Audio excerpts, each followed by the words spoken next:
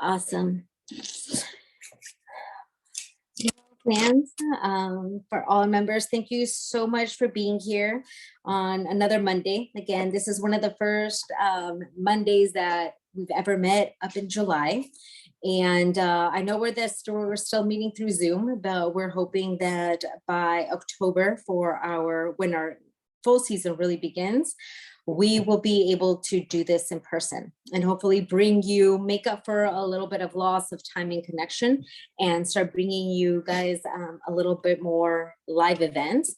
But for now, we had as an idea, Sienna, through our education coordinator, had a lot of ideas to do some film screenings.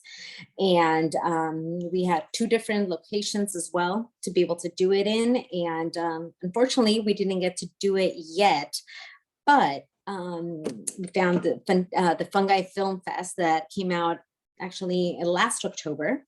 And this is a great opportunity, even if we're going to be virtually and separated, to still get to enjoy some of this fungi action. And so we'll very slowly see how things go, but we are excited to bring you 3 of the committee. It's Jason Scott and Peter McCoy, Lauren Kinney, and she could introduce a little bit about them and then have them take it over so you guys can learn a little bit more about Fungi Film Fest. As we were talking about the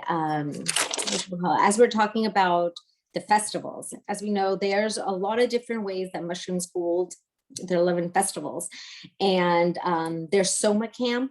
That's also up north. That's been going on every year. It's a kind of like a camp for mushrooms. And again, it's like different workshops and festivals, both for kids and adults. And there's another one, and I don't know if anybody has heard before about the radical mycology convergence. And again, for anybody who's attended, feel free to either raise your hand or comment on the chat. But the radical mycology convergence, again, you guys were going to hear a little bit more about them as Peter, Lauren, Scott, and Jason explain. But it was founded in 2011. I think Peter McCoy's talk about radical mycology had such an important impact in society that really started these long-term conversation about the exploration of human and fungal relationships. And it started to discuss the potential for like the fungi and how it's influencing all aspects of our life. So range from like the cultural aspects, political and philosophical movement. And it helped bring artists and scientists and just people who's interested in fungi brought over to see what exploration things that is movement that can happen. So it started with kind of like a small gathering, but obviously, as you know, it started in 2011, but by now that enthusiasm for mushrooms has grown tremendously. So now this radical mycology convergence is found in a lot of different states and has now hundreds of people where it went from like a small gathering. So they will be able to tell you a little bit more throughout, as all 3 of them have a humongous role in playing in this festival. So, another one to add to your list, and then they'll be able to tell us if it's going to go on this year or what is happening with this radical convergence. But yeah. I would first love to introduce Peter McCoy, whereas most of you probably have heard his name, and with his radical mycology. Radical mycology, for those who know, it's a book. And it's really about the regenerative natural mushroom farming, as well as there's information about like fungal biology, the ecology of roles of the micro and macro fungi. One of the things that I also really like is that he writes about the importance of lichen as a marker for our environment. As we know, we have Sienna and Les who are lichen experts. And I think that's one of the roles that also needs to be increased, as we will, we know how much and how particular they are to environmental shifts and factors. So I think as our world shifts, that's going to be a very important marker. So there's a whole section in the book about that. So if you guys are interested in lichen, it's a good one. And again, just one of the other things he really talks about is the evolutionary influences that fungi have over our human life, and as well as all life in general. So it's a very encompassing book, and I think it had led a gateway to a lot of other kind of people starting to understand things and kind of flourish from there. Peter McCoy also started the school called Mycologos. And that is one of the first like online schools for mushrooms. So if you guys are interested in getting like a lot more in-depth conversation and actually more of like the classroom setting, you guys go check it out. There's sections of different the weeks that you can do these classes, and a whole range of different classes that you guys can get to do. So it's worth checking out. And he's also an avid speaker and to a lot of other mycological society, and really a founder and a mycopreneur in creating a mycoculture and growing a very healthy community, and everything that we have to learn for fungi. So Peter, say hello to everybody. That wave's good. Had to unmute. Hello. Thanks for having me. Awesome. Welcome. Well, it's great to have you. And next I will introduce Laura, who is right next to you. Laura is also one of like a key member for this radical mycology convergence. And she's got a background in graphic design, art history, and museum creation. So she's able to bring all these kind of different aspects to the convergence. She's also an herbalist and has her own, or co-founded and co-owner of a small batch farm. So all the you guys that are into herbs, as well as kind of whether you're use it for your own purposes or you're an herbalist and a healer, this is a great place to get your herbs again. And we'll put all the information of how you guys can reach them and go find them where you're at. And one of the things that I love about that farm that she started is really about the connection to the earth, to each other, and to ourselves. So it's really, if especially if you're putting in small little amounts of stuff into the body, they should be of the highest quality. So that's one of the things that Laura brings to you, and other sustainable practices. So thank you so much, Laura, for being here. Thanks for having us. Welcome. And last but not least, we have Jason Scott, another very important person in both for Fungi Film Fest and the Mycological Convergence. And another thing that Jason has, he is the owner of Feral Fungi. So this is alchemist creation of tinctures. There's a lot of information. He has some resources and a blog, and really information I had to break down the tincture so you know what's right for you, and a very clear understanding, again, that what you're putting in your body must be of the highest quality.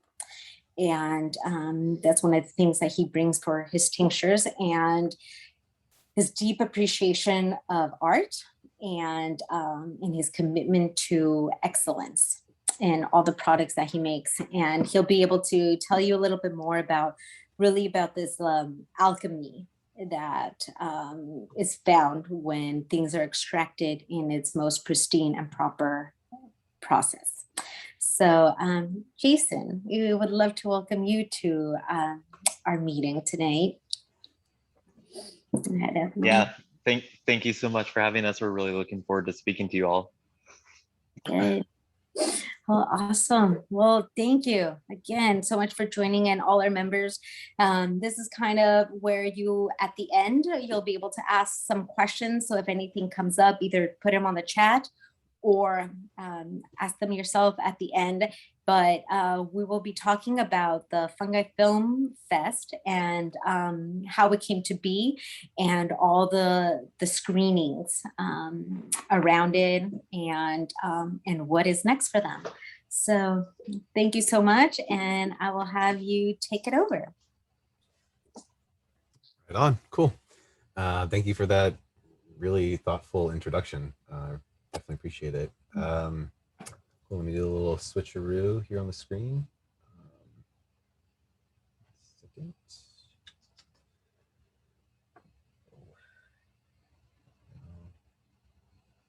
There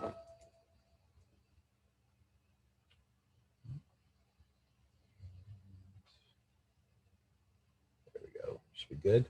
Okay.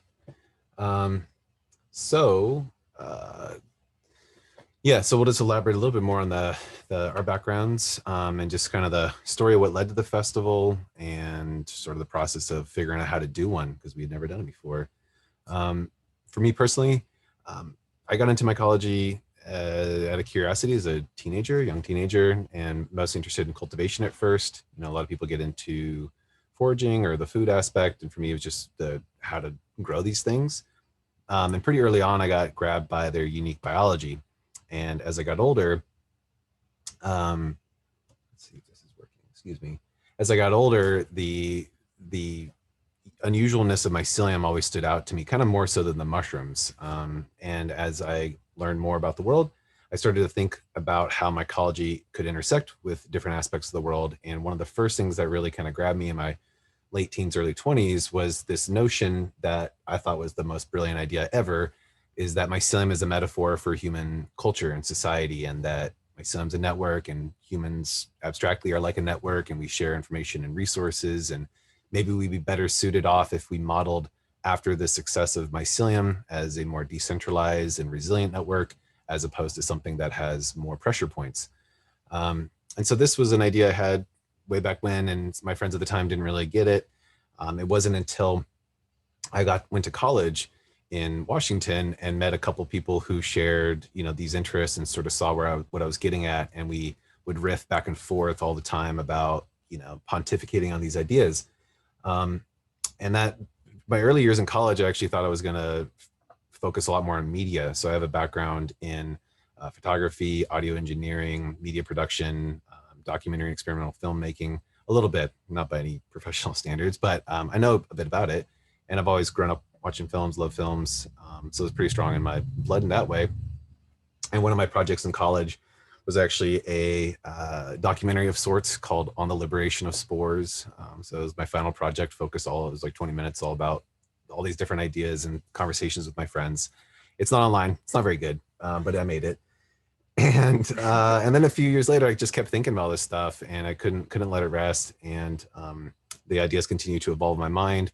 Eventually, I had to get it out of my mind onto paper and made a little pamphlet or zine I called it Radical Mycology. I'd had that name for that title years before, and it just never left me. And so I put all these random ideas down and thought that they were kind of ridiculous and didn't figure anybody would read it.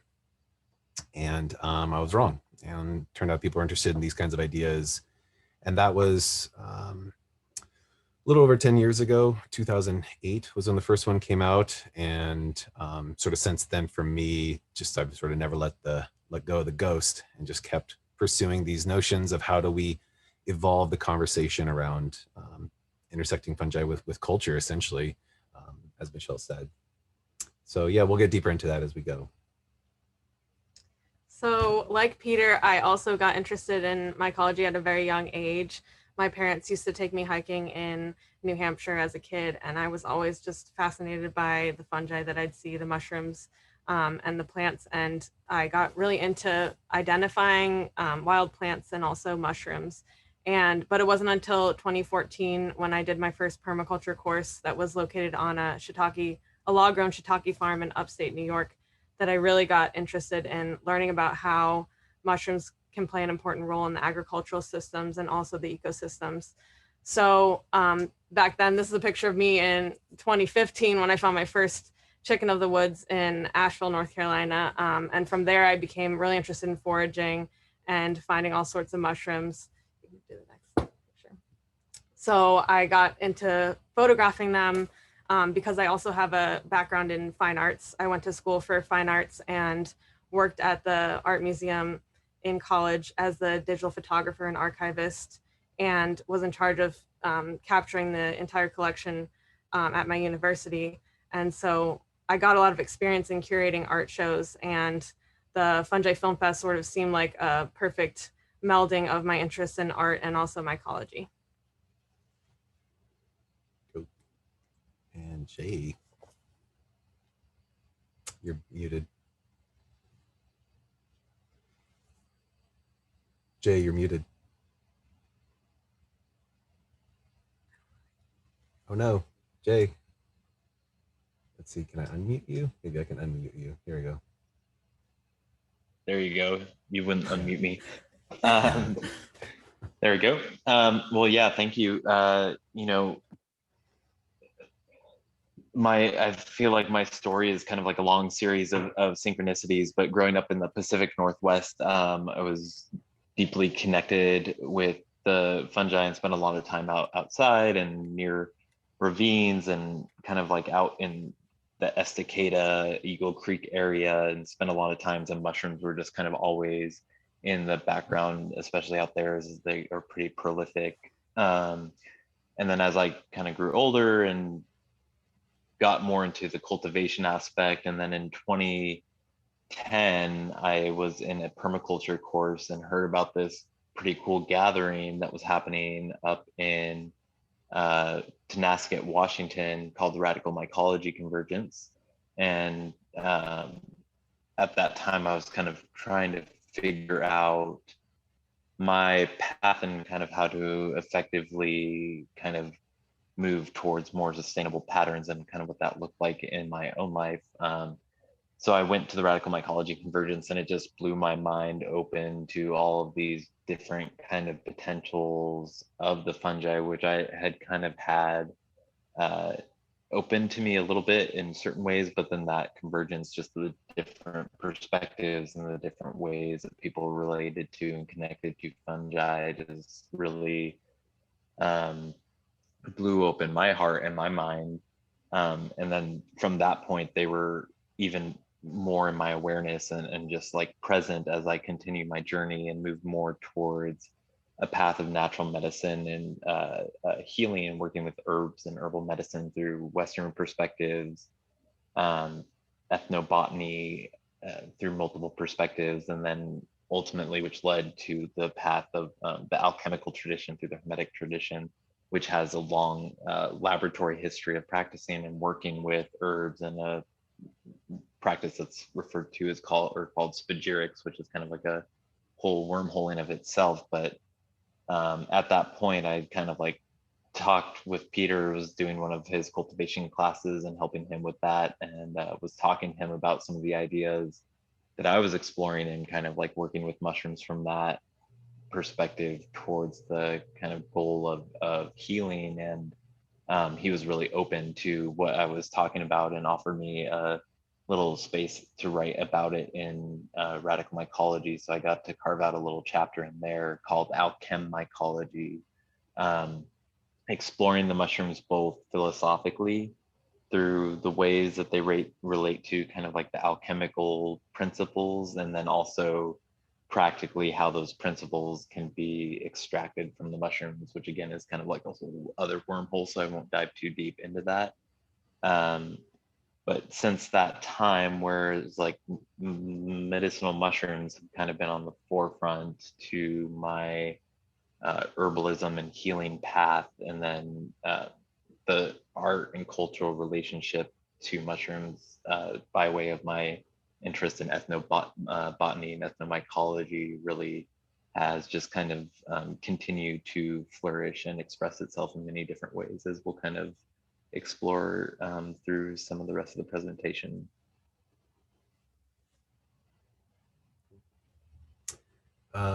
Yeah, so yeah, I did meet Jay, at the first Radical Mycology Convergence. This is from the second one.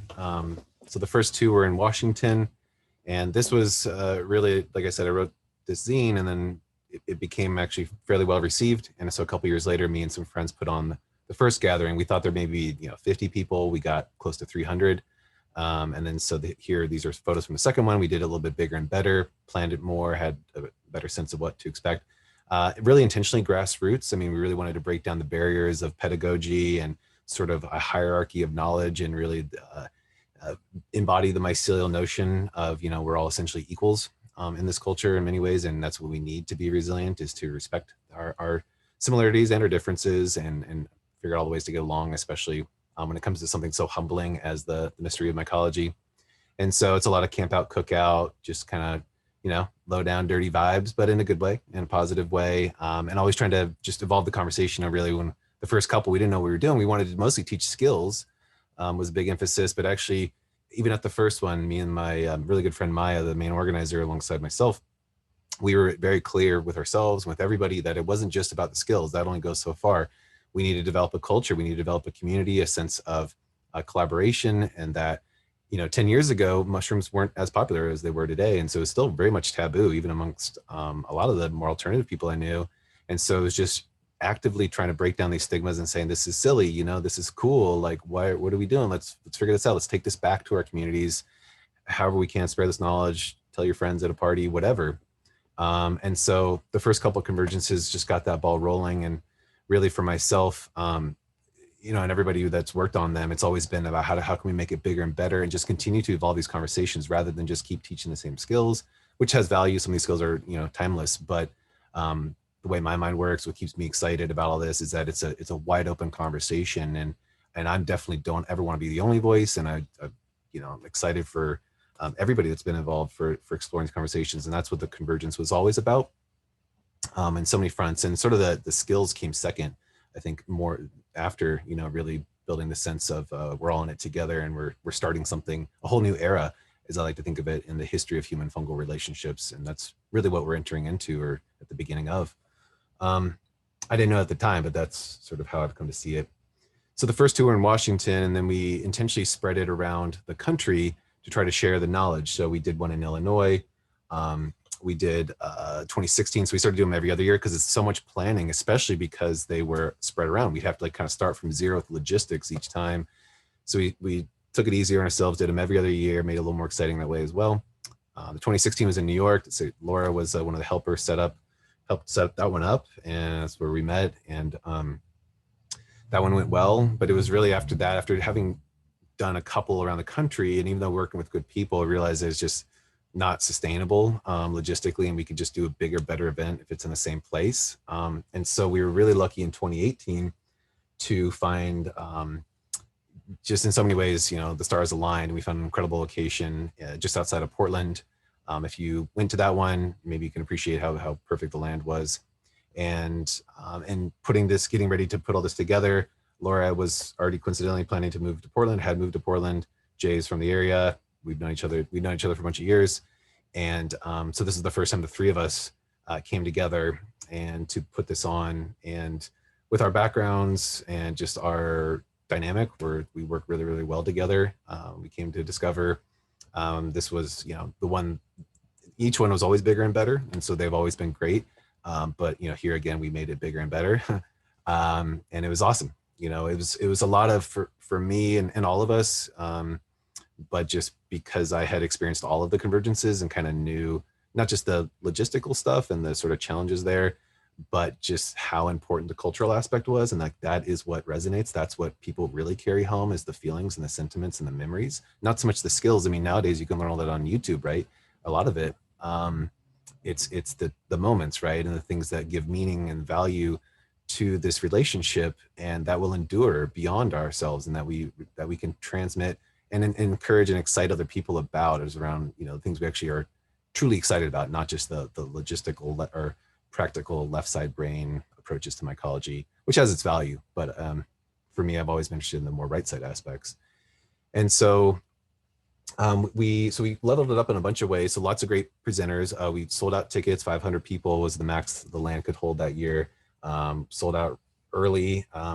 So it was very clear. I mean, we already knew, but the event was going to be good. But just mycology was just exploding, right? It's been exploding for a bunch of years, and we anticipated this one being.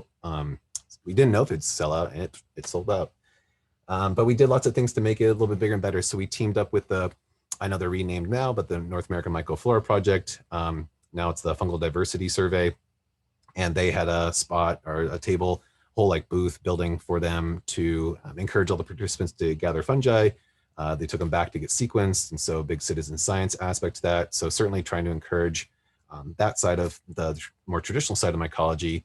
And there were some forays and things, but unlike some of the other events that were mentioned at the beginning, we almost intentionally don't emphasize the foraging, not that we don't value it. It's just there's so much space for that elsewhere. It's for our bandwidth, for our resources, for people's time. You know, in as much as everybody wants to learn how to forage, you know, there's lots of ways to do that, especially in the Northwest, lots of great mycological societies. What we wanted to do is hone in all these other aspects of conversation and culture that didn't really get explored in most other places, right? So we did that in a number of ways. So we had an art show. So when I was at the 2016 Convergence, I went to the art show there, and I was super excited about the possibility of joining and helping to plan the next Convergence. And when Peter invited me to help, I was super excited to curate an art show. And so what you see here is a photo of the opening that we had that had a DJ and mushroom drinks like a candy cap hot chocolate and a turkey tail hot toddy. And so it was sort of like a giant party with mushrooms and art. And we had one piece that was film, which is also in the, well, that one's a international piece that a mural that we got from some artists that we commissioned from Mexico. And we also had one film piece in the show, which is actually in the Fungi Film Fest. And that one is Fly Amanita by David Fenster. So you'll see that one in the fest if you happen to watch it. Yeah, so I mean, we were all three of us super excited, and all the volunteers, all the other helpers too. I mean, excited about all the components of the festival. This was one that, you know, we felt was just super special by how much intention we put into it. But there was over 30 artists, I believe, from all around the world of all different mediums. So a lot of two-dimensional art, some sculpture, an installation, actually a couple installations over the weekend. So, you know, really trying to be immersive and trying to think beyond what you might see on Instagram nowadays of mushroom art, where it's just, you know, nice drawings or paintings or something of just mushrooms. And, you know, while there was lots of that, and we love all that, of course, what was beautiful and I think inspiring for us, and for me at least, was that so many of the artists that contributed to this gallery was, again, sort of took mycelium or mycology or fungi or just whatever in very different directions, and sort of as creative artists saw them from different angles and not just the more immediate representations through a fleshy fruit body. So we also did a number of other things to really kind of expand cultural dialogue. My personal favorite part of the whole weekend was the Myco Olympics on Sunday. So this was a series of challenges and games with teams that had pretty amazing names. And so we set up a whole field of activities, challenges, time-based trials, all kinds of stuff. It was great. it was definitely the best part for me. And, you know, and for us behind the scenes, you know, it's just so much work to put on this event that we care so much about. But it's just a lot of logistics. There was definitely a lot of stuff that caught us off guard that weekend. You know, volunteers not showing up, this type of thing is stressful. And so for this was actually, we planned, like, let's have this towards the end on Sunday. So it's just a nice pressure release, not just for the participants and sort of something easy and not so heady, but for us to just like have something totally fun and ridiculous. And yeah, I mean, it definitely did that for me. But it was also just personally gratifying, fulfilling to know that we had created this experience related to fungi and culture that had never happened before. You know, we called it the world's first Myco Olympics. And I don't know, maybe there's been something like it, but I don't think so. It was probably not. It was pretty good. It was super fun. And so definitely that's going to become a staple and tradition of the convergences going forward, along with the art shows and lots of other stuff. There's, you know, a number of other things that happened throughout the weekend. We had nighttime performances, musicians focused on fungi, all kinds of stuff. We always do a talent show. One of the other things we always try to do is some sort of installation. So usually in the past, we were kind of more focused on the microremediation and that aspect of things, almost from an activist type of angle or eco-activist type of thing. And we wanted to do that here, but this property didn't really need much like deep remediation type of thing. So we went in sort of different approach. It's almost sort of like a cultural remediation or however you might want to think about it, leave it up to you. But so it was a small, sort of more evocative and symbolic installation by an artist based in Los Angeles, Caitlin Bryson. And so she works in various medium and is also a performance artist, but she does a number of installation type work, a lot of it revolving around fungi, mycelium, fabrics, natural dyes. So you can look up her work. And so she did this installation after sort of as the capstone to a couple workshops where she had worked with the participants. They hand dyed these tubes of cotton, then inoculated them with oyster mushrooms, with straw that we had pasteurized, and sort of, common practice, but then the group laid it out in this sort of mycelial network in the ground in this really nice part of the property. And sure enough, several weeks later, I believe the mushrooms fruited. So it was, it's a temporary installation, it's ephemeral as art can be. But again, trying to take, what can you say about, installation art? It has its own value. So before I pass it off, just a couple more things. So we started with all the success and us working together so well.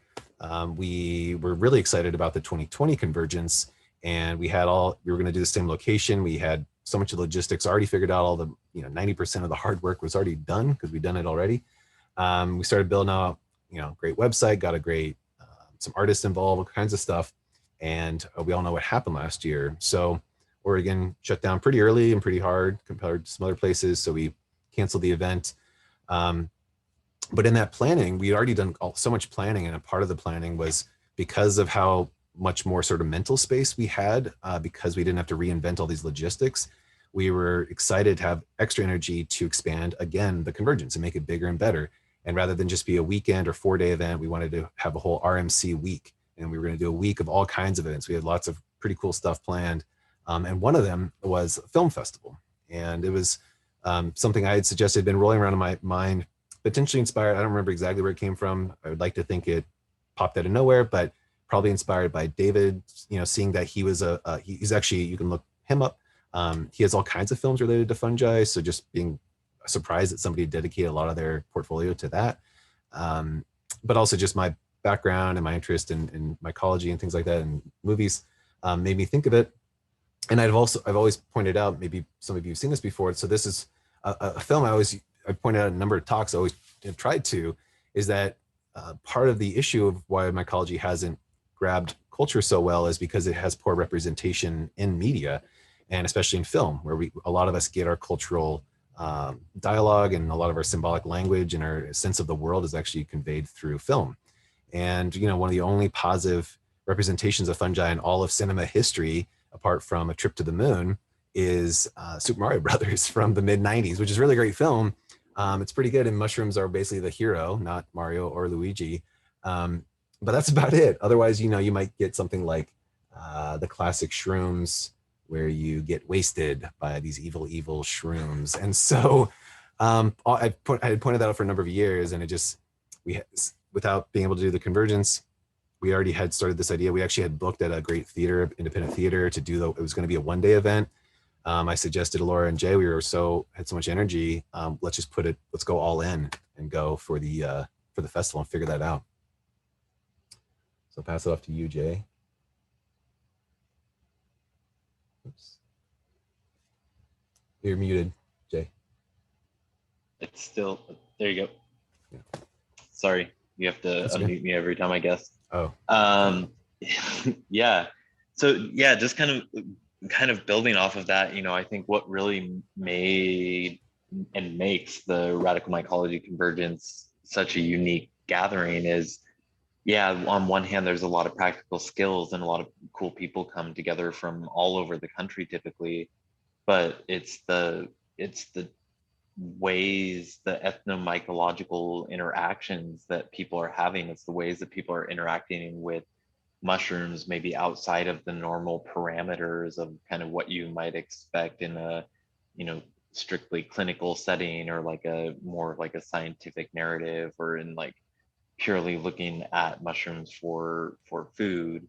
Um, so we really wanted to kind of like continue to encourage that, and as Peter was mentioning, you know, we really were exploring different ways, again, kind of like the Myco Olympics, looking at like different events that we could include that were like tangentially related to mushrooms, but that really highlighted them and highlighted kind of the different ways that we could interact with them and find, you know, beyond insights and information and food and potentially medicine, find like joy and laughter and fun and kind of like this thing that happens between people too when they come together over something that they're passionate about and something that they love. And so um, as Peter mentioned, we had planned to do the Fungi Film Fest as like just a short part of the Radical Mycology Convergence in 2020, and we kind of shifted gears altogether.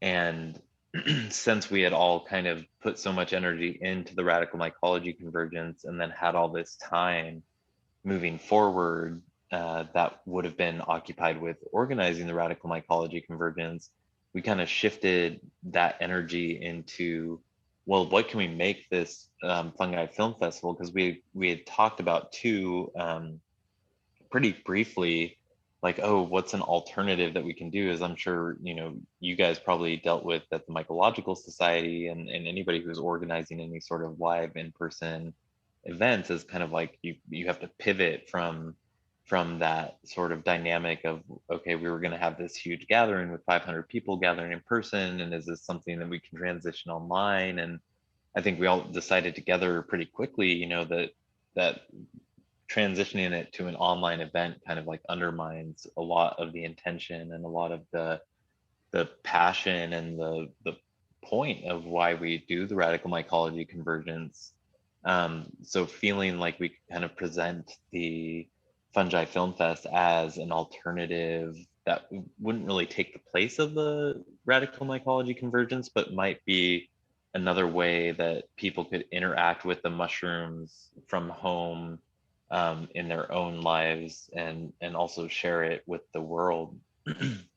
And so we really shifted our energy to how we were going to do that and how we were going to make that happen and how we were going to figure out live streaming, which, you know, luckily all the film festivals last year changed to live streaming. So there were kind of a lot of online options that popped up for that, but it was a lot of like learning the ropes and putting the word out, you know, kind of later than we had expected, for what we ended up doing. Because as Peter mentioned, is like, since we moved from doing this one day event at the theater that we had rented and kind of keeping it solely tied to the Radical Mycology Convergence, we now have this kind of space to do whatever came with whatever films were presented. And so I don't know that any of us were expecting a whole lot, especially with how late we put out the call for submissions. And so we kind of put it out and we're like, well, people make cool stuff and they'll probably submit something, and had high hopes. And then people ultimately blew us away with, you know, I think we got nearly 100 submissions from all over the world of different people that were communicating their love for fungi or their connection to fungi in some way or another. And I think that we had kind of had the expectation, even though we're all, you know, pretty artsy people, like we had kind of had the expectation that like, well, it's about mushrooms. A lot of times about mushrooms, it's really like documentary focused, and really kind of like scientific and oftentimes dry, sometimes with, you know, great profound information that often grabs a lot of our attention and kind of like enamors us in certain ways as well. But I think there's like this hope that we would get some variety, maybe that was part of it, but that we would get some other things as well. And we were really pleasantly surprised when many of the films that we received portrayed people's expressions in so many ways beyond just documentary style presentations and connections to the mushrooms.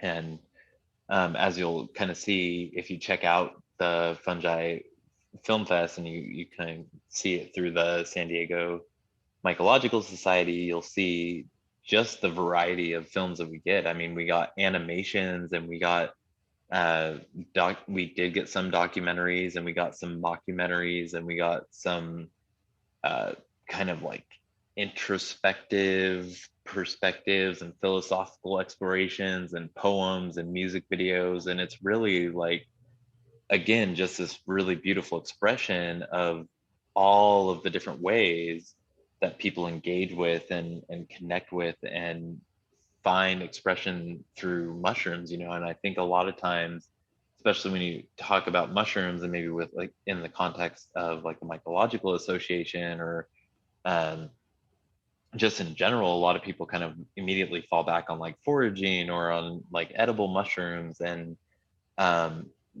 we kind of forget sometimes the ways in which fungi or mushrooms are interwoven in our lives, and in all of these different aspects and these dynamics. And so it was just really kind of like a breath of fresh air, and for us at the time too, when the world was feeling really heavy and everything that was going on was feeling really heavy, and people aren't really like sure what's going on and not really able to connect and get together in kind of a way that we've standardly been used to.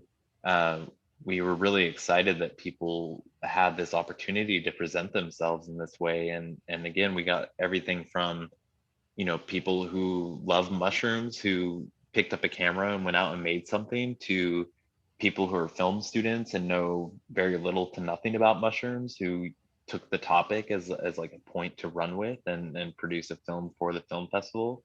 And as we were talking about, I think a little bit before the meeting started tonight, it's like a lot of people like produce films, you know, for the festival. And so it's like on the last day of submissions, we got these films that were like exactly 10 minutes, which was the kind of the cutoff for last year's film festival. And so I think with that, and then being able to present it and do it online and share all of these films with people, I think I know for myself, and I think for Peter and Laura too, it's like it made us feel really good to be putting something positive out into the world, and something that was encouraging that kind of art and that expression in a wholly different way, and just to kind of again take our love for fungi and take other people's love for fungi and be able to be to share that with other people, and just see all of the different unique ways that people's minds take these beautiful mysterious organisms. And so just with all of that, it kind of really, you know, we had kind of tossed around the ideas like, oh, maybe this will become like a thing that we do. And with the response last year, we were really happy with how it turned out and with the response. And we were like, man, imagine what that would look like if we gave them a couple more months notice to make their films, and kind of like let people have this time to really explore things, and then also expanded into different categories and had different times. So we're kind of exploring all of these ideas for what's possible for the future, but looking at kind of making the Fungi Film Festival a regular thing, and planning to have another one about mid-October this coming year. So I don't know if you want to talk a little bit more about that, Laura. Yeah, definitely. So as Jay said, I think we put the word out for films, a call for films in early June or late May, and the deadline was July 31st. And so within the last week, I think we received a third of those submissions. And we received nearly 100 films. So come August 1st, we all just had to sit down and decide, how do we choose the films that are making it into this festival? So we started our decision-making process with a 3-hour cap, because we thought we would just screen the festival several times, but it would be roughly a 3-hour film festival. And so then we decided to start making our decisions based on that time constraint. And we also wanted to have a wide range and representation of film styles. And there were some films that were super close in style, And in some cases, it was really hard to choose between one film or the other, but we did our best. And so we wanted to give you a special behind the scenes look at some of the submissions.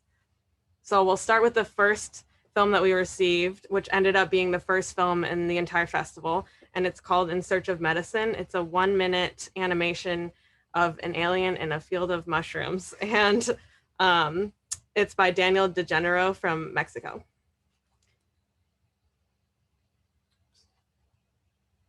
The next film that didn't make the cut, but we still really liked, was called Strange Strangers. And it was a 10-minute black and white silent visual poem showing mushrooms and forest ecology.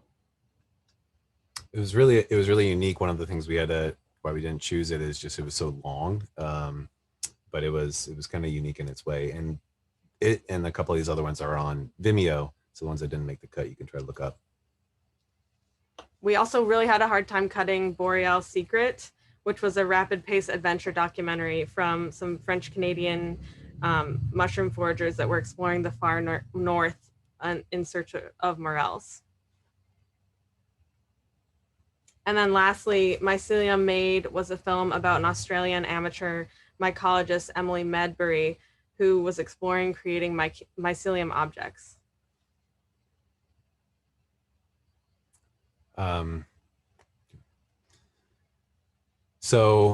then there's a bunch of films that made the cut. So you'll see them if you watch the film fest, which you should. But just again, to give you some sort of greater context, if you don't even get a chance, of course, to look up the artists and stuff, this was sort of where it moved us a lot to see, not just what they produced, but the spread of styles and content and themes, but learning about the artists as much as we could, their backgrounds, and sort of just, and how many people, as Jay said, made films for the fest. I mean, personally, I just thought, like Jay said, we were just going to get mostly, documentaries, probably stuff that people had already made. And it was just like, here's me foraging, or here's, how to identify. And that's kind of why we only wanted, why originally the idea was just like a little one-time thing for RMC week.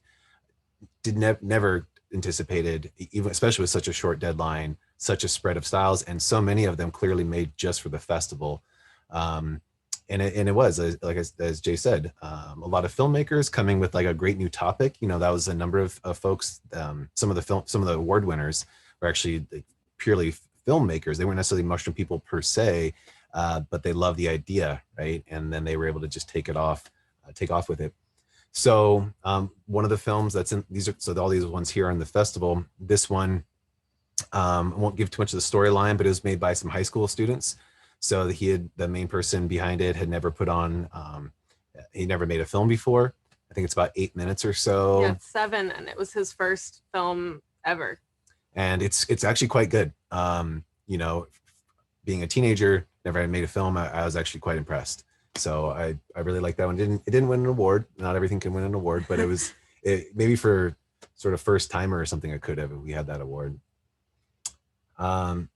This Sous Nos Pieds. So this came from France, and so this is a 10-minute on the second mark documentary submitted at literally like the last minute possible. It was a bunch of a team of professional filmmakers from France. It's a proper documentary. You'll see it. Really high production value, like just a minute of incredible motion graphics and credits to open up a 10-minute documentary. It's pretty amazing in that way, let alone the content, the editing, the film quality, production value. So, and made clearly for the festival, absolutely through and through. Just people that love mushrooms. I won't, like I said, give too much away. So we were just honored to curate that, in a lot of ways.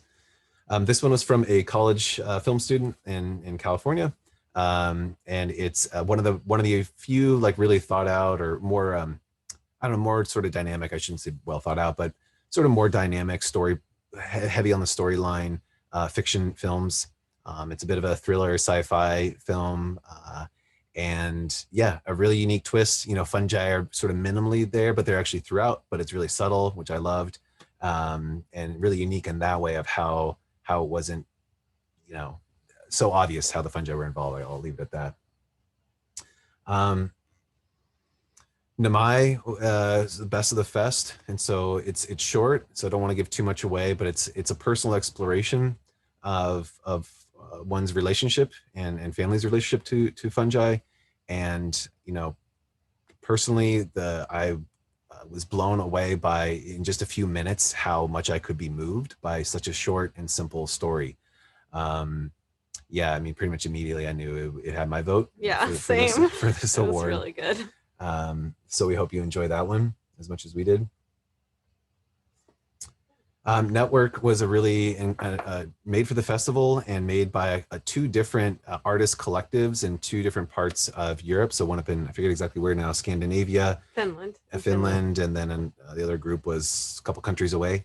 I forget where exactly. But there was sort of COVID arts money grant somewhere in the EU or maybe one of the countries. I forget actually the details.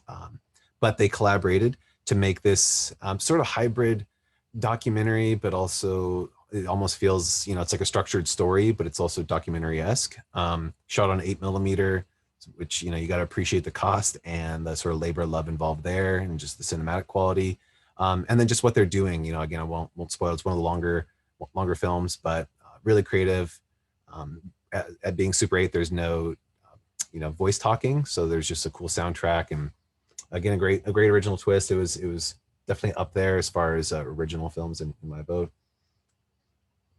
Autumn Aroma was one of the few films out of the Pacific Northwest. Here we're in Oregon, and it's by a local Portland-based documentary filmmaker, Tristan. And it's one of his installations in a forthcoming series on different ways that mushrooms and fungi influence Pacific Northwest culture from many different avenues. And so this one it looks at the ways that Japanese American immigrants brought their relationship to matsutake to the Northwest, where we also have matsutake, and how that was carried through several generations. And it's a 10-minute documentary. It's really, really quite well done as well. Touch is the only film you will not be watching at San Diego. It's the one PG-13 film that we have. There's nothing necessarily graphic. It just sort of has adult themes. Essentially, it's without being graphic or really explicit in an R-rated way. It's very clearly, there's innuendos of sorts between touching fungi and touching human bodies, and it's a lot of talking about the experience of touch and what it means to people in really non-sexual ways, more of a sensual way, and just emotional ways of being touched, and what it means to be touched and held by many different people, just talking over images of mushrooms being touched, and sometimes the mushrooms are touched somewhat sensually. So it's an interesting experience, I guess, to watch it. It's sort of, again, the most mature film out of all of them, and I guess perhaps no surprise it won audience award. Yeah. Some people like that one. Because, you know, the Fly Amanita was from David Finster. So again, he was at the Convergence. You can look him up. He has quite a lot of films dedicated to fungi. I believe he is happy to be a presenter to Mycological Societies and talk about his life's work there, or his part of his portfolio there. But you'll see two of his films in the festival, and one of them is Fly Amanita, which for good reason was the funniest fungi film of the Fungi Film Fest. So hopefully you enjoy the laughs as much as we did. And then lastly, you know, just to pick out, you know, we're picking a small number out of all of them. Another award winner was that for most original. And, you know, without giving too much away, you know, as much as I can say about, it's called The Place with the Whales. I just couldn't even put words to, I don't even know how you would make a film like this. I mean, it's just what's going on in that guy's brain. And we interviewed him. So this is another part of the process of putting on the festival. Is we did 6 screenings. And then at each live screening, and this is what made them sort of unique and different from the touring portion, is we would do a live Q&A with the audience, with different directors. And so we would do it at the intermission and then at the end of each screening. So we did 12 interviews over the whole sort of premiere month last year. And David was one of them. Matthew. And Matthew, and several of these other folks. And they were all great interviews. But Matthew's, you know, you wouldn't figure a person like that would make a film like this. No. So nice guy, background in interesting animation all around. But this is actually really deviates from the rest of his catalog in a really incredible way. Beautiful and dark and haunting. Yeah. So yeah, I think we'll kind of just wind down. That's basically the story. Is bigger and better, again, than we ever could have imagined. And just like the convergence, we won't be doing a convergence this year. We're just holding out. Oregon's, regulations, everybody's regulations been so up in the air. Things are changing here a bit, but with all the planning that does need to happen to put on a proper convergence, it's not enough time this year. Of course, we are very optimistic for next year. So in lieu of that, we are definitely looking to do not only a bigger film festival this year and turn it into multiple days and a bigger event, but we'll have some sort of live event, screening event for the festival in the Portland area. And so we're still working at the logistics there, the planning there. If you're able to make it, should be cool. Probably won't be a big week-long thing, but who knows? That's what we'll turn it into. Yeah, so I think that's it. Yeah, and also just to add to that, we are accepting submissions still until July 31st. Yeah, so you'll see the festival. Hopefully, you get excited. Grab your iPhone, right? Great camera, great filmmaking tool right there, or whatever phone you use. Make something.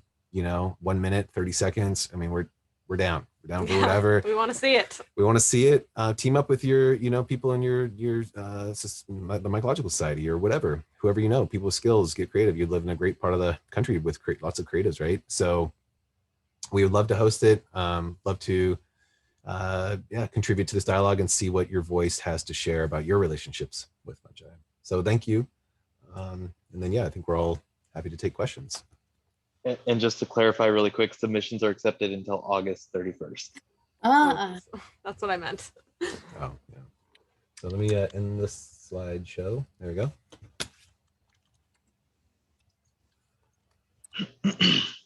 So, it's not the way my setup is. It's hard for me to look at the chat. So I don't know if anybody can field the questions.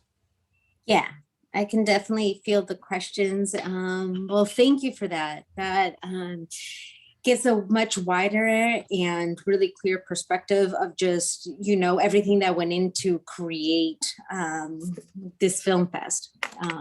And really just the progression of where this, from one pamphlet, like a written pamphlet, to what has really come out of it. So that is fantastic to see. Yeah, please, if anybody has questions, go ahead and you can submit them in the chat and I'll be happy to ask them. I have a few of my own. So as you guys come up with your questions, please share. And so as you know, again, submissions will be available until August 31st. So you guys get a whole extra month. So if you guys kind of thought about it, a month and a half, time goes by really fast. So if you want to do something, probably now's the time to start. It's time. One thing that you were saying about is David Fincher, right? Fenster. Fenster. Okay, I'm just gonna write that and then say that again. Fenster. Fenster. And he's, his info's on the website for the fest and in the program and everything. But I think he has, davidfinster.com, if I'm not mistaken. And that's his Instagram handle is his name. Okay. And then there were a few other ones, I think, that you had mentioned that did not make it, but that you might still be able to see in Vimeo. Yeah, Vimeo. Well, the ones that there was quite a few. I mean, we got so many, but the ones we discussed. Yeah, so I can just go over them. So Strangers was one, and I'm not quite sure the artist. Do you want to go to the slide? It might be I'll pull it. I can 1 second here. Nice. I think it's Mycelia made. So can you see that slide? Well, I'm not sure. Screen sharing, but Strangers is by Maria Whitman, Whitman. Boreal Secrets. Here, let me try it. Oops. Okay. Boreal Secrets by Valentine Proult, Proult. On Vimeo, they might you might be trying to find their account name, which I don't have written here, unfortunately. But hopefully, just searching for the title. I'll pull it up. We can also, after this, I can pull up the links and then send them forward to you right after this. That's no problem. You can share with the group. So I didn't think to do that before. No, it's all good. No, that's really fine. Yeah, there's, like you said, that there's a bunch of them. Yeah. One of the things too, I think that you had a really good input, because I think before people would just think of Mario Brothers, and whenever they think of mushrooms, that's like the first thing that people think of. So I think it is a great time to really put a different twist, especially in the media section about mushrooms. I don't know if you've seen Sonic the Hedgehog. It's like a children's movie. It just came out recently, but that one's also a big part is the mushroom world. So it's starting, and that's a whole movie. It's for kids, so that's even better to see that they're getting a little different scenario to it as well. Yeah, there's been a couple movies. I saw another one a couple years ago that was, there's been a few of these, but they're just that are more production value, where fungi are somewhat the focus, and they're all some version of human cordyceps, and then it's all horror movies and a sci-fi. So I mean, maybe that's where we have to start, I guess, is the most easiest entry. But I would hope that eventually we have, more inspirational films like what we find in the film festival, where it's richer. But I think just, the culture at large isn't ready for that. They don't really know how to appreciate fungi. So all they know is maybe the more dark and scary sides. So it's up to all of us to help shift those dialogues. Yeah, absolutely. And did you guys have a specific favorite film yourself from these submissions, or too many? Well, the award, I mean, pretty much all the award winners. I mean, we voted on the award winners except for the audience choice. So that's tough. I don't know if I could decide between all the award winners. They're all really good. Yeah. There was also one that was all about kids in England making their own mushroom costumes and their own song. That was pretty epic. That didn't get any awards, but was great, and great sense of creativity from like these 5 and 6 year olds, like making their own costumes for mushrooms and then putting on this whole performance at the end with the song that they had made with their teacher. Pretty awesome. That's awesome. I mean, if I had to pick one, maybe I'll do this. If I had to pick one, I would pick Kumeyaay, the best of the fest, which it's hard to choose, but just sort of the emotional depth in 3 minutes that's achieved is pretty profound, and especially the topic, is so good. So, and she had never made a film before either. She's a filmmaker. I think she was more like a playwright or something. I forget, but it was something different. It was like new to her repertoire. She didn't know what the mushroom was. Anyway, I can't give it away. Yeah, that's good. They'll have to join in to be able to watch it. And then I just have one more question, because you guys came up with a game called Fungo. So if you can tell us a little bit about that, so people who are interested and that are going to be watching the films can play. Yes, well, Fungo is the bingo of the Fungi Film Fest. So we created 7 different boards that you can play while you're watching the film fest. Basically, you just check off the different scenes that you happen to see, and then maybe you'll win Fungo. So if you're doing like a group watch session, it's up to you kind of to choose maybe the prizes of who gets Fungo first. It was part of the planning. We wanted another dimension of engagement. We didn't want just entirely. Most people just want to sit back and watch a film. Totally get it. But if you wanted to be more engaged, we wanted to try to add something to that. If you hadn't made a film, so somehow along the way we thought of a bingo, and then instantly one of us said Fungo. It seemed very obvious. So then we made Fungo. Laura made the boards. Yeah. Awesome. Well, there's another opportunity to be connected, and just so you know, again, everybody, you can get your events on. You can get your tickets through Eventbrite, and we're going to be filming the first series, the first half of the films on July 17th, which is on Saturday. in like 2 weeks from now, and then the Friday after on the 23rd. And we did it at 8 o'clock, so it could be dark outside. But like they said, hopefully for the next one in October, we had also had all these ideas to watch these film screenings. So if it happens, hopefully we can watch all the submissions and maybe one of yours, anybody that's going to keep submitting in October. So we'll keep a lookout for that. But before we do, again, if anybody has questions, oh, cool. Well, just so you know, one of our members, Brianna, is taking your 14-week mycologist course. And Cool. so Awesome. just a big thank you. Oh yeah, great. And we have one more question. First of all, they just want to congratulate you for the incredible demand that everything that it took for you guys to create this festival, and that the diversity is really impressive. And do you have any other future art fungi plans? Secrets. Yes, Yeah. we definitely do. Lots of ideas. Yeah, I mean, it's always a matter of bandwidth. Last year got hectic for sort of all three of our, we also have these businesses. And so things got really hectic there that kind of prioritized this work, the Convergence, the Film Fest is really much more labor of love. You know, it's much more passion project than anything else for us.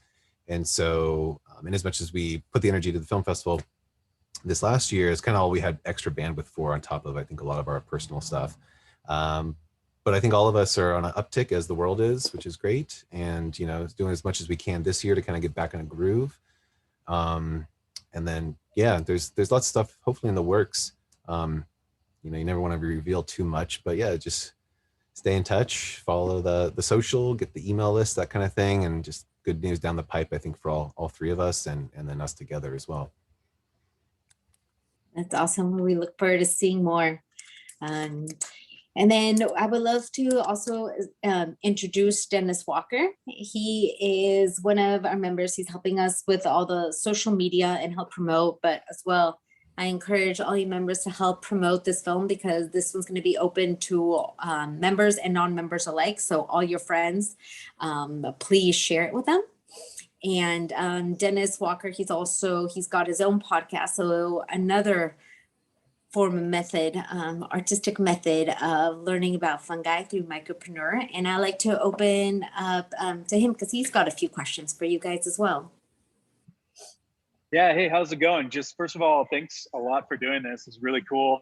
And I've been able to see a few of the trailers of different films. I'm really looking forward to seeing all of them in their entirety. But one thing that I wanted to ask you all is, you emphasized how global this festival is in the poster, how there's submissions or qualifications from 14 different countries. So I'm curious if any of those countries or people submitting kind of surprised you. Like you mentioned Scandinavia, you mentioned someone from Mexico. Actually, one of the subjects from Mycelium Maid, I've had her on the podcast before. I know her, but I'm just curious if there's anyone who you're like, wow, how did they submit from there? Yeah, there was a couple from, was it Slovenia? There was one from Serbia. Oh, Serbia. And then another one from Lithuania that was an animation, a short animation, that we were really shocked to receive. We just were shocked that they found out about the festival in such a short period of time, and also either made something or had something already made that they could submit. Those are probably kind of lesser known type of country. I mean, in my North American United States, we don't talk about those countries too much, right? So those were more surprising. Mm-hmm. I think just in general, just like how far spread the message got in such a short period of time, because like Laura was saying, it's like, I don't think we announced until June and then closed submissions in July last year. And so, or July and closed in June or August or something, but it's such a short window of time to get submissions from people all over the country, or all over the world rather, sorry. Yeah, so this year, and 80 countries. Yeah, 80. You know, I think there's a trailer for one I saw where somebody follows cordyceps hunters in Bhutan or Tibet, and that one really blew me away. I thought that was so cool, and I'm really looking forward I forgot the name of the film, but Hamilton. Yeah, Nepal. And Hamilton's made a few he's from films. Colorado, and he's traditionally a filmmaker. But his partner, I believe, is from Nepal, and so he spent quite a bit of time there. I actually met him in Telluride a number of years ago, and so he submitted that film, and it was a really cool a presentation of a cool documentary style, exploring a unique aspect of fungi that people don't really know too much about. Yeah, he was really nice. He originally submitted like a 11.5 minutes or something, and we had to be like, hey, we have to be fair to all the other artists. Like it has to be, it can be 10 minutes exactly, but it has to be 10 minutes. That's the deal. And so I think he cut it out 10 to, it was like 10 minutes and 15 seconds. And we're like, no, it still needs to be 10 minutes. So he graciously cut out a little bit. So you might be able to track down the more full length version if you like what's in the festival. He also does a Myco news. He just came out with that you could probably find on YouTube. His name is Hamilton Pevic. You can find his name on our website too. And someone actually, oh, go ahead, sorry. Oh, I think his production company is FAUX, F-A-U-X, Real, R-E-E-L Films. So real. No. We have a mutual friend who had introduced us a little while ago, and I saw some of his YouTube channel, so it was really cool to see it pop up in the film festival, and a ton of other people I'm super excited to discover. But one other thing I wanted to ask is you made reference during the presentation to a Mexican artist that you commissioned for work. Was that by chance Mazatl? Do you know that artist? Yeah, it was Mazatl and Killjoy. Yeah, well, it was. I live in the same town as him, and I've been to his studio and met him a few times. Cool.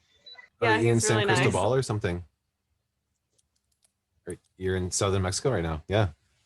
It was serendipitous. So he was our favorite artist He's like already. my favorite artist. And then we were putting together the convergence, and then out of nowhere, just Killjoy emailed us and we're like, hey, we're traveling the country doing murals. We found out about the convergence. Sounds rad. Well, whatever you want to pay us, we just want to make a mural for you. We're just muraling everywhere. We'll mural. And then so we're like, yeah. And then they stayed at my house and we painted it in my backyard. And now it's in my house, yeah. which is pretty sweet. It's like 16 feet. It's amazing. Me and him talked a lot. Well, all three of us talked a lot, but he got really excited about the raven because I write about it a lot in my book, and we really riffed about the symbolism with raven, and especially amanita, but other mushrooms. And he got really into that. He already loved how beautiful the raven is. So it's a prominent feature in the mural, along with a lot of other sort of mushroom spirits that Killjoy brought to it. Anyway, I'm gonna write his name in the chat so people see it. But he's a Mexican incredible. Artist, graphic designer. I bet if you something like that, like graphic Mazatl. But yeah, I was talking to him in his studio, and we were, as you do with friends, the subject of mushrooms came up, and he mentioned how he had done some work with y'all, and I got pretty excited about it. So small world. Yeah, cool dude. Okay, yeah. I've got a question for Jason here. I have a cursory understanding of something that I think you have much greater depth and breadth of understanding of. And you mentioned the word earlier, but can you tell us a little bit about what spagyrics mean? Because I feel like most people are not familiar with that concept, but it's probably pretty integral to what you do. Yeah, 100% integral. Yes, so spagyric is a term coined by this Swiss physician named Paracelsus, and it comes from the Greek spao, S-P-A-O, which is to separate, and a giro, which is to recombine. And it's really a tenet of the alchemical practice where you're kind of like, taking material, whether it be plant material, whether it be animal material, whether it be minerals, whether it be mushrooms, and you're kind of breaking it down through various methods into its kind of primary principles, so to speak, purifying those principles and then putting them back together for more of like a in tune, elevated expression of kind of like the medicinal or value that things have to offer. It's a really, really hard concept to condense into just like a short answer, but that's kind of like the foundation of it. but it's a foundation for the process that we use to make all of the extracts that we make at Feral Fungi. And on kind of like the most physically practical level, what it means for us is, we do a proprietary dual extraction process through special equipment that lets us get really effective extracts. And then when we're done with the mushroom extract, we take the mushrooms that we've extracted, burn them into a really fine ash, purify those ash, and then get these pure crystalline mineral salts, and then put those pure mineral salts back into the final extract. So that kind of brings it from the realm of being like a standard dual extract tincture to like a spagyric tincture. And again, that's kind of like the most absolute basic level of expressing it, but and there's a lot of layers to that. But that's kind of like a cursory definition. I'll jump on Jay's humble coattails and say that you can learn a lot more in his essay in the book Radical Mycology, where he actually elaborates on the philosophy and the importance of the mineral salts, not just on a practical physiological level, but on a metaphysical and spiritual level. And this is a big part of the medicine and the philosophy behind it, and not just on a sort of new age modern level, but it's inherited through the lineage of the Hermetic tradition. And so Jay does a great job. In fairly short number of pages, I allotted him to unravel this massive, ongoing conversation throughout human history of understanding the patterns of nature and embodying that through our acts and the things we take into our bodies. What I'll also say, give him a little shout out, is as far as we and Jay's many alchemy and spagyricist teachers know, I think what's in my book and what Jay wrote was the first existing written means of talking about extracting some sort of fungal extract. Correct me if I'm wrong, Jay, but of all the records that survive, say the burning of the Alexandrian Library, there's much written about plant and mineral extractions and other aspects of the natural world, but surprisingly no clear recipes for working with lichens or mushrooms. And so so Jay was working to kind of really do something really novel just there, in writing that and proposing something, talking to his teachers. Me and him collaborated a bit on some of the astrological correspondences that play into preparing and considering formulations. He had a lot of that knowledge, and I had a little bit more of the cultivation and understanding of the mycelium. He knew the fruit bodies, I knew the mycelium, and so that played in. So it's one of the things I'm really proud of and was honored to be able to host in the book and make space for. And I think it's an incredible contribution to this area of advancing the healing powers of fungi in our culture, and by drawing and learning from the past, as we so often forget to. Sweet. Yeah, I have almost no understanding of it, but I've met a few people who make tinctures who have dropped the word spagyric. So thank you for unpacking that a little bit. And if it is a elementary explanation for all of us, thank you. I'm sure we can go deeper into it another time. One other question I had related to what you said earlier, or one of the comments you made, Peter, is you talked about like left brain versus right brain aspects of mycology. Could you like unpack that statement a little bit and maybe demystify, like, what is a left brain approach or a right brain approach to mycology? I mean, everybody's different, I can't begin to explain how my brain works because I don't understand how my brain works, but it operates by always trying to find connections. And that's just how I've always been. And I'm interested in everything. I'm interested in how everything relates. Before I got into mycology, it was just in my nature. And I've learned about a lot of things in my life, and I'm interested in all kinds of things beyond mycology that I don't typically talk about. So that weaves in my book and thinking whole brain. For me, that's where the true meaning of knowledge is power. And in that it's liberating to understand every aspect of knowledge. The more you know, the more you realize you don't know, and the more you want to learn, this kind of thing. And so mycology is incredible in the way that it touches so many aspects of the human endeavor and the natural world, and all the things we can look around, we can point at, we can say that fungi are involved in some way, right?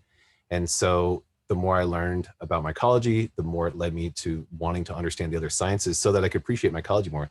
I started to say how I got interested in most of my background, at least first half of my life, I guess, was all arts. And I was good in school or whatever with the sciences, but that's not me.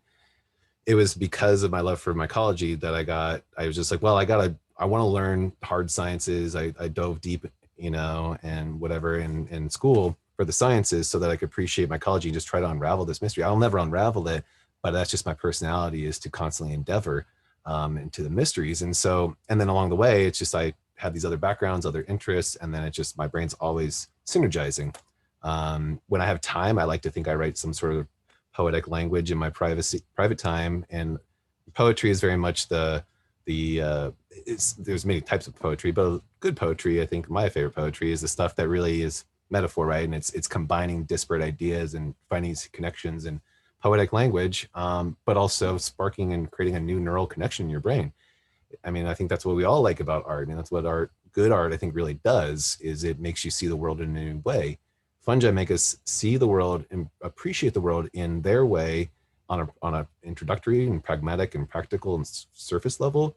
And that's great. I love all that stuff. I can tell you all about it and teach you all about it for sure. What I'll get really excited about and stand up about is the more abstract stuff. And when it's like, we can't actually see it and we have to think about it, and it's vague, and I don't even know what I'm saying, and let's all talk about it together. And what does it mean? And how does it relate to philosophical notions from 400 years ago? I don't know. Let's talk about it. That's what I like to do in my spare time. And not everybody likes to go there. So that's why, rather than rant as much as I might like to, I prefer to make space through these events, working with good friends, to see what other people have to say. And then that excites me. So much about mycology. There's so much I appreciate about it. And one of the things that has always hooked me, whereas other interests have come and gone, is the unknown aspect of it, and sort of the unexplored on all these levels we talked about, and also the practical, and also the science, and all that stuff is super crucial. And so, it's always trying to continue this on, as we just talked about, and sort of my work, trying to do that on a sort of cultural exchange level and working with people, trying to think about new stuff and put that through writing on a more personal level. And then I've always said and believed that it's really not even, we're such at the beginning, it's going to be the next generation and the generation thereafter that takes these conversations and this era that we're entering into areas, that we can never even imagine today, the unknown unknowns. And that's only going to happen through holistic thinking, through a system, for a broad ranging understanding of all aspects of science and history and sociology. I don't think anything is removed. When I first started doing radical mycology, I got a lot of pushback in the traditional mycological world. They thought I was some kooky eco-anarchist. I got that a lot. That was cool. They didn't really get what I was getting at, because nobody had said it before, and it was pretty weird. But I just got to push. I had to push through that and say, no, I don't know what I'm saying either, but I'm trying to say something I feel needs to be said. Met a lot of great people along the way that helped flesh that out, and all together we're pushing conversations, if nothing else, as a thought experiment. But I don't think it's just that, right? I think we don't know where this is heading, but we all feel it needs to go somewhere. And especially when it feels otherwise, we're running out of options, right? So why not? We got to try something we haven't done before, and we find a lot of stuff we haven't done before in mycology. Sure. Yeah, it makes a lot of sense. The community level systems and engagement on a holistic kind of mycelium network basis. I think we're all in it for that. One final question I had is for Laura, and you mentioned something that piqued my attention, and I actually wrote it down. Turkey tail hot toddies. Speaking of holding space for people and getting people connected, do you have a recipe or any zingers that you can drop for us, or maybe some other creative uses? I recently had a chance to interface with Alex Dorr from Mushroom Revival, and he makes like cordyceps mezcal. So now y'all got me thinking about like creative ways to make cocktails and other, unconventional things to get together with people. Yeah, well, that was one of the best, like one of my favorite, besides the whole art show itself, but it was great to share mushroom based drinks in this like celebratory way. And so with the turkey tail hot toddy, we just infused turkey tail. We made a decoction of turkey tail for several hours on a low boil, and then added a whole bunch of different spices, like similar to a traditional hot toddy. So we had cinnamon and cloves and lemon, and it turned out really great. So I recommend just trying and experimenting. Turkey tail is one of my favorite teas or extracts, water extracts, because it has such a good flavor. It's not bitter. It's not too earthy or funky. I think it's sweet to my palate. It's sort of floral Yeah. in a way. Kind of like sweet marshmallowy. It's great. Kind Yeah. of what I It's my get fave. from it, yeah. It's my fave. Yeah. Maybe we could turn Fungo into a drinking game for some of us with Turkey Tail Hot Toddies. You can play You Fungo. You can play Fungo however you want to play Fungo. Fungo's for you. Well, thanks a lot. This has been a lot of fun. I really appreciate you all doing this and getting to connect and hang out with us for a little bit. Yeah, thanks for having us. Yeah, absolutely. Yeah, Thank you. thank you so much. We just had, we do have one more question from one of my members, and I know that we have it for a specific amount of time, like specific times that we're going to be showcasing this Fungi Film Fest. But is there any other possibility or other ways to watch it? And how do they find the other movies if they're curious?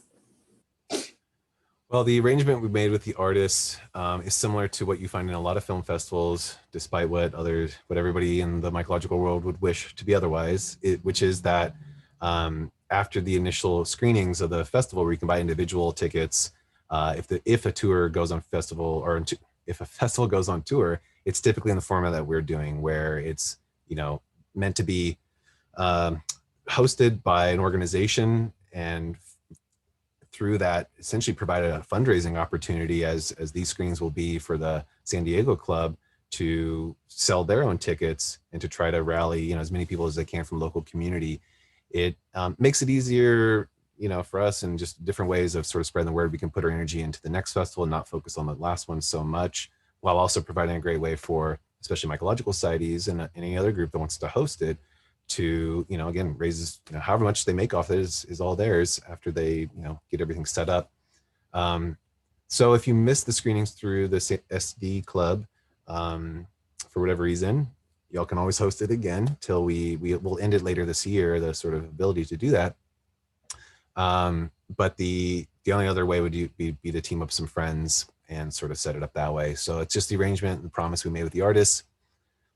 Maybe we'll do it different next year, but maybe not. So Yeah, you might also follow along on our social media and stuff to see if like the San Diego is opening their screenings to the public. You could potentially find you could potentially find someone else, like if somebody else runs the festival and is opening screenings to the public, that might be another opportunity to jump on.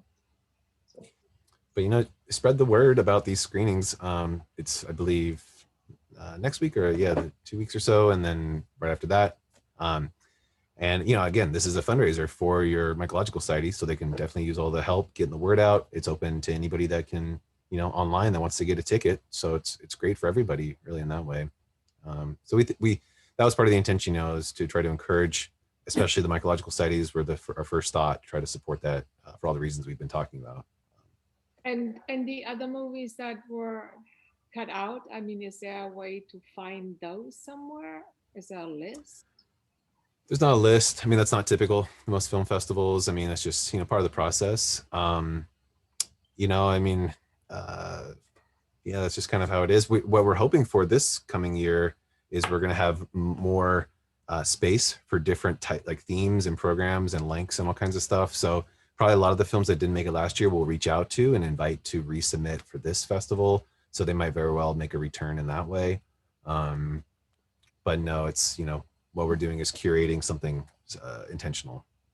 And I guess that we didn't mention, we expanded the time for each film, so you can submit films that are up to an hour, a couple hours long. There's no length limit now. Awesome. So there you go. Try to, hopefully you can make those 2 times at 8 p.m., which are going to be, again, it's July 17th, it's a Saturday, and then July 23rd, which is a Friday, and they're both at 8 p.m. And we're making them very accessible. We're only asking, it's only going to be $5 for each of the films, each of the viewing. So we really hope that you guys can join us. If not, at least have your friends join us, and then they can tell you about them. And again, we'll figure it out as things go.